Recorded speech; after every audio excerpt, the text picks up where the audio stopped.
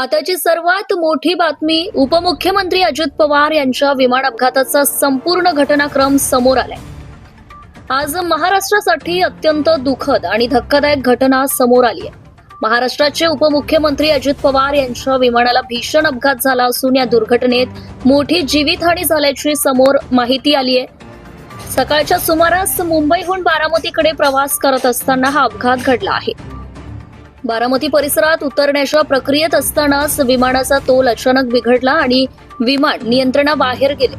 प्रत्यक्षदर्शींच्या माहितीनुसार विमान धावपट्टीच्या दिशेने येत असताना अचानक वेगात बदल झाला। विमान बाजूला झुकले आणि धावपट्टीच्या बाहेर जाऊन जवळच्या शेतजमिनीत जोरदार आदळले। धडकेनंतर काही क्षणातच विमानाला आग लागली आणि संपूर्ण परिसरात धुराचे लोट पसरले। अपघात इतका भीषण होता की विमानाचे अनेक तुकडे झाले आणि परिसरात मोठी अफरातफर निर्माण झाली। या विमानात उपमुख्यमंत्री अजित पवार यांच्यासह त्यांचे सुरक्षा कर्मचारी, सहकारी अधिकारी आणि वैमानिक प्रवास करीत होते। अपघातानंतर तात्काळ बचाव पथके घटनास्थळी दाखल झाली। अग्निशमन दल, रुग्णवाहिका आणि पोलीस प्रशासनाने तातडीने मदत कार्य सुरू केले।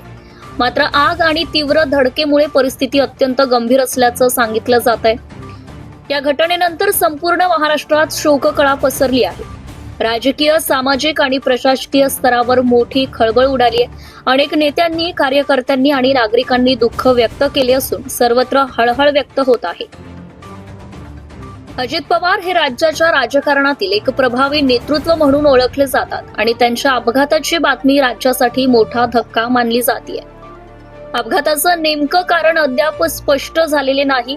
तांत्रिक बिघाड, हवामानातील बदल, मानवी चूक किंवा इतर कोणतेही कारण असू शकते। याबाबत प्रशासनाकडून तपास सुरू करण्यात आलाय। संबंधित यंत्रणा घटनास्थळी तपास करत असून अपघाताचे खरे कारण शोधण्याचं काम सुरू आहे। चौकशी अहवालानंतरच या दुर्घटनेमागील सत्य परिस्थिती स्पष्ट होणार आहे।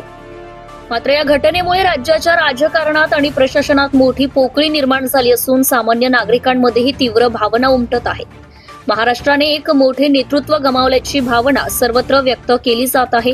ही घटना केवळ एक अपघात नसून संपूर्ण राज्याला हादरवून टाकणारी दुर्घटना ठरली आहे।